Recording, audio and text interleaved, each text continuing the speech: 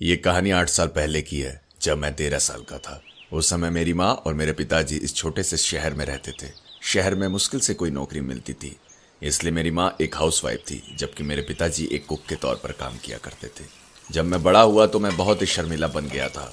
लोग मेरा स्कूल में हमेशा मजाक उड़ाया करते थे और लोग हमेशा मुझे लूजर के नाम से चिढ़ाया करते थे। कोई भी मुझसे दोस्ती नहीं करता था। मुझे पढ़ना लिखना बहुत ही पसंद था। लेकिन छोड़ो मेरे पर्सनल लाइफ के बारे में। एक संडे मैं घर पे था और मेरे पिताजी बाहर गए हुए थे काम करने के लिए, और मेरी माँ घर में खाना बना रही थी और घर की साफ सफाई कर रही थी। मैं अपने कमरे में टीवी देख रहा था।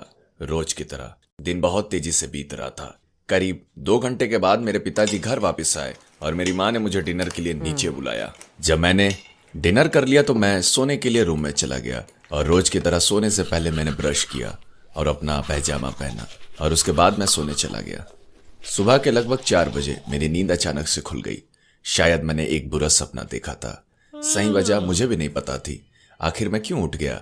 किसी कारण से मैंने खिड़की से बाहर देखने के लिए उसके पास गया। जब मैंने खिड़की से बाहर देखा तो मैंने एक आदमी को देखा।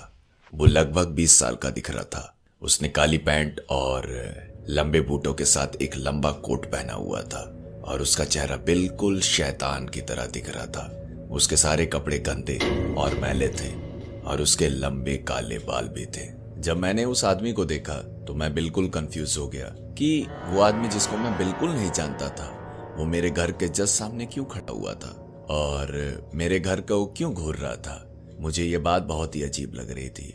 लगभग 5 सेकंड के बाद वो मेरी माँ के कार के पास गया और आगे का दरवाजा खोलने की कोशिश की। जब दरवाजा नहीं खुला तब मेरे घर के दरवाजे को नॉक करना शुरू कर दिया। खटखटाने की आवाज से मेरी माँ और पिता जाग गए। वो लोग धीरे धीरे सीढ़ी से नीचे आते हैं और दरवाजे के पास आते ही दरवाजे को खोल देते हैं। वो कहता है, हेलो, आई एम सॉरी, लेकिन मुझे मदद की जरूरत है। मैं इतनी रात को फंस गया हूँ और घंटों से पूरी रात चल रहा हूँ। मुझे एक गिलास पानी चाहिए, क्या मैं अंदर आ सकता हूँ? मेरी माँ और पिताजी पोलाइटली उस आदमी को अंदर आने के लिए बोले, हाँ आ जाओ। उसके बाद मैंने उसके कदमों की आहट सुनी और फिर मैं चुपके से नीचे आकर देखा कि वो लोग क्या कर रहे थे।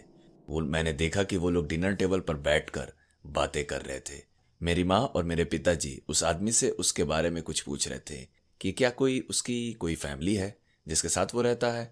मैंने सुना कि वो मेरे पेरेंट्स से 5 मिनट के लिए वहां से हटने के लिए बोला, और मेरे पेरेंट्स ने कहा हाँ ठीक है, और वो लोग दूसरे रूम में चले गए। जैसे वो लोग बाहर गए वैसे ही वो आदमी चुपके से उठकर कार की कीज के पास जाता है, और वहां बहुत सारी कीज थी। उन सब में से कार की को अपने जेब में रख लेता है। मैं काफी तेज से चिल्लाया, मम्मी पापा देखो, वो कार की चाबी लेके जा रहा है। जब मैंने काफी तेज से चिल्लाया, वो आदमी डर गया और मेरी माँ और पिताजी को ढकेलते हुए सामने के दरवाजे की ओर भागा, और मैंने देखा कि वो आदमी मेरी माँ की कार की ओर भाग रहा है और कार को अनलॉक करने की कोशिश कर रहा है, और आगे की सीट पर बैठकर दरवाजा बंद करके भागने के फिराक में मेरी माँ कार की ओर दौड़ी। वो चिल्लाते हुए उस आदमी को कह रही थी, मेरी कार से बाहर निकल चोर, वरना मैं अभी पुलिस को कॉल कर दूंगी। लेकिन उसको कोई फर्क नहीं पड़ा। फिर वो आदमी गाड़ी को स्टार्ट करके वहां से गाड़ी को लेकर भाग गया। उसके बाद मेरी माँ और मेरे पिताजी घर के अंदर आए और पुलिस को कॉल किया। 15 मिनट बाद पुलिस वहां पहुंची और मेरे पिताजी और मेरी माँ ने पुलिस को सारी बात बताई।